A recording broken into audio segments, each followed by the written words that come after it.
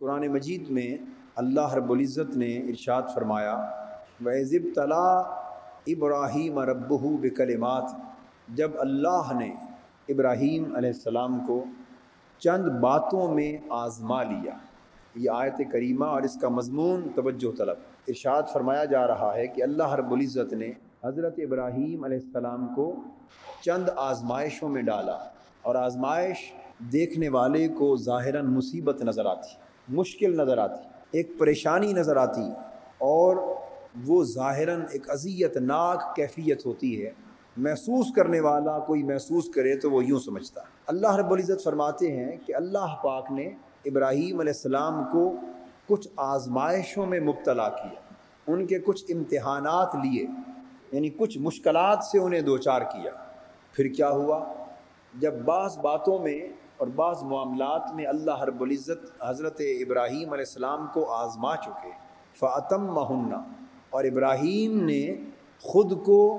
ان آزمائشوں میں کامیاب ثابت کر دیا، ان میں وہ پورے اترے، صبر و استقامت کے ساتھ وہ ان مشکل گھڑیوں میں،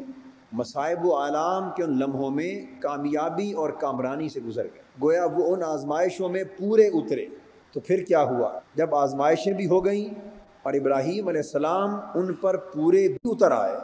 تو اس وقت اللہ رب العزت نے فرمایا قال انی جاعلک للناس اماما، فرمایا ابراہیم میں تجھے آزما چکا اور تم ان آزمائشوں پر پورے اتر چکے، سو اب میرا وعدہ سن لو کہ میں تمہیں عالم انسانیت کا امام بنا دوں۔ یہ آیت کریمہ ایک واضح تصور ہمارے سامنے اسلام کا پیش کر رہے ہیں، اور وہ تصور کیا ہے کہ اللہ رب العزت جسے انسانی زندگی میں عالم انسانیت کے لیے قیادت سونپنا چاہتے ہیں، رہبری سونپنا چاہتے ہیں، اور امامت و پیشوائی کے عظیم منصب پر فائز کرنا چاہتے ہیں، تو اسے طرح طرح کی آزمائشوں میں سے گزارتے ہیں۔ مختلف قسم کی مشکلات، مختلف قسم کے مصائب و آلام ایسے شخص کی زندگی میں آتے، اور پھر اللہ جو آزمائشوں میں مبتلا فرمانے والا ہے، وہ اپنی توفیق سے اور اپنی مدد و اعانت سے اس بندے کو ان آزمائشوں میں پورا اترنے کے لیے توفیق عطا کرتا ہے۔ جب وہ بندہ آزمائشوں پر پورا اترتا ہے اور مصائب و آلام میں صبر و استقامت کے ساتھ گزرتا ہے، تو پھر اللہ رب العزت اسے امامت، پیشوائی، رہبری اور رہنمائی کا عظیم منصب، عظیم نعمت عطا فرماتا ہے۔ اسلام در حقیقت قربانی کا نام، اور آزمائشوں میں پورا اترنا یہی قربانی، آزمائشوں میں پورا اترنا یہی قربانی۔ اگر ایک شخص آزمائش میں پورا نہ اترا تو اس کا مطلب کیا ہے کہ وہ آزمائش کی حالت میں راہ فرار اختیار کر گیا۔ آزمائش نے اس سے قربانی کا تقاضا کیا، آزمائش نے چاہا کہ وہ جان کی قربانی دے، وہ مال کی قربانی دے، وہ عزت و آبرو کی قربانی دے، وہ آرام، چین، راحت اور سکون کی قربانی دے، وہ تعلقات کی قربانی دے، وہ خواہشات نفسانی کی قربانی دے، الغرض وہ اس ساری متاع دنیاوی کی قربانی دے جس کے لیے لوگ جیتے ہیں اور مرتے ہیں، جس کے لیے لوگ زندگی بھر تگ و دو کرتے ہیں۔ آزمائش کیا ہے؟ آزمائش یہ ہے کہ وہ چاہتی ہے کہ بندے تو ان آسائشوں کو قربان کر دے، تو ان آسانیوں کو، ان خواہشوں کو، ان تقاضوں کو قربان کر دے، انہیں اللہ کی رضا کی چھری کے ساتھ ذبح کر دے۔ یہ آزمائش، یہ کیا ہے؟ آزمائش۔ اور جب بندہ اللہ کی رضا کی چھری سے اپنی خواہشات کے جسم کو ذبح کر دیتا ہے، اپنی خواہشات نفسانی کو قربان کر دیتا ہے، تو قربانی کا آغاز سب سے پہلے انسان کی انا سے ہوتا ہے، اس کی میں سے ہوتی ہے۔ یہ میں جو بہت بڑا بت بن کر انسان کے جسم کے اندر اس کی تباہی اور ہلاکت کا سامان تیار کرتی رہتی، تو قربانی کا آغاز اس کی میں سے ہوتا ہے۔ جب وہ شخص اپنی ذات کی نفی کرتا ہے، اپنے جھوٹے بھرم، عزت اور جھوٹی شہرت کی نفی کرتا ہے، اور مال و دولت کی محبت کی نفی کرتا ہے، اور آرام اور سکون کی نفی کرتا ہے، اور مال و دولت کی خواہشات کی نفی کرتا ہے، زندگی میں آسائشوں اور آسانیوں کی نفی کرتا ہے، الغرض ہر اس شے کی نفی کرتا ہے جس کا تقاضا اس کی جان کرتی، تو گویا وہ قربانی کے راستے پر چل رہا ہے۔ اور جب وہ اس قربانی کی راہ کو مسکراتے ہوئے ہنسی کے ساتھ اللہ کی رضا کے لیے قبول کر لیتا ہے اور شکوہ نہ اپنی زبان پر لاتا ہے نہ اپنے دل پر لاتا ہے، بے اطمینانی کی حالت نہ اپنے ظاہر پر طاری ہونے دیتا ہے نہ اپنے باطن پر طاری ہونے دیتا ہے، اور ناپسندیدگی کی کیفیت اور جبر و اکراہ کی کیفیت اور پریشانی کے سارے معاملات اس کے قریب تر نہیں پھٹکتے۔ وہ اس طرح خوش و خرم نظر آتا ہے مصیبت کے وقت میں جیسے کہ راحت و سکون میں وہ خوش تھا۔ اور جب بندہ قربانی کو اپنا لیتا ہے اور آزمائش پر پورا اتر جاتا ہے تو اس وقت اللہ رب العزت کی بارگاہ سے ندا آتی ہے کہ میرے بندے، میں نے خوف کی حالت میں بھی تجھے مبتلا کر کے تجھے آزما دیکھا، میں نے بھوک کی حالت میں بھی تجھے مبتلا کر کے تجھے آزما دیکھا، تیری جان کو خطرہ لاحق کر کے بھی اس آزمائش میں بھی تجھے آزما دیکھا، مال و دولت سے تجھے تہی دست اور تہی دامن کر کے بھی تجھے آزما دیکھا، تجھے مشکلات، مصائب اور آلام کے مختلف پہاڑوں کے نیچے ڈال کر بھی تجھے آزما دیکھا، پریشانیوں بیماریوں میں تجھے گھیر کر تجھے آزما دیکھا، مخالفتوں، سازشوں، مزاحمتوں میں عداوتوں کے پہاڑ تیرے اوپر گرا کر تجھے آزما دیکھا، تجھے دنیا میں تنہا کر کے ساری دوستیوں کے رشتوں کو کاٹ کر پھر تجھے آزما دیکھا، اولاد اور مال و دولت کی نعمت تجھ سے چھین کر تجھے آزما دیکھا، الغرض دنیا کے سارے سہارے تجھ سے چھین کر تجھے آزما دیکھا، لیکن میری نگاہ قدرت نے دیکھا کہ جب تو بھوک میں تھا تب وہ میری طرف مسکرا کے دیکھ رہا تھا، جب تو مشکل میں تھا تب بھی تو مجھے مسکرا کے دیکھ رہا تھا، جب تیرے اوپر مصیبتوں کی چھریاں چل رہی تھی تب بھی تیرا دل میرے لیے مسکرا رہا تھا، جب تیرا کوئی سہارا نہ تھا تب بھی تو میرے سہارے پر مطمئن تھا۔ بندے، جب تو ساری آزمائشوں پر پورا اترا اور سارے سہاروں سے بے نیاز ہو گیا اور مصائب و مشکلات سے بے نیاز ہو گیا اور تو نے ہر حالت میں اپنے آپ کو فقط میرے لیے خوش کر لیا، تو بندے اب یہ مجدہ جاں فضا سن لے کہ تیری آزمائشوں کا دور ختم ہوا،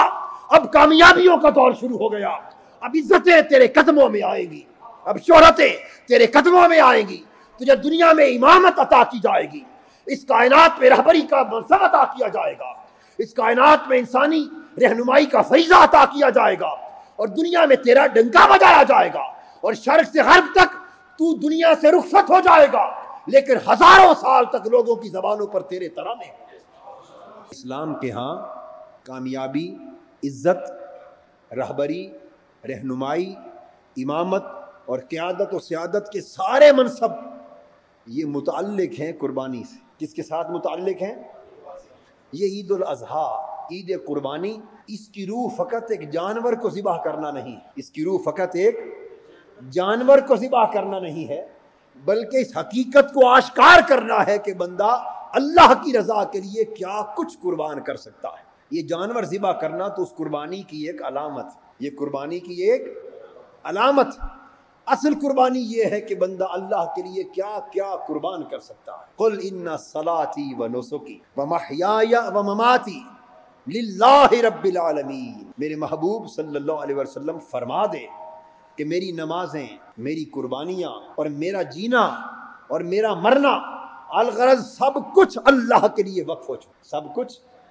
اللہ کے لیے وقف ہو چکا جو سارے جہانوں کا رب ہے۔ یہ ہے تصور قربانی کا۔ انسان جب اس قربانی پہ پورا اترتا ہے اور آزمائش میں کامیاب ہوتا ہے تو اللہ رب العزت اپنے وعدہ کے مطابق اسے منصب امامت و سیادت عطا فرماتا ہے۔ حضرت ابراہیم علیہ السلام اور حضرت اسماعیل علیہ السلام کو آج 3000 سال گزر جانے کے باوجود اور آئندہ لاکھوں کروڑوں سال بیت جائیں گے، گروہ انبیاء میں بطور خاص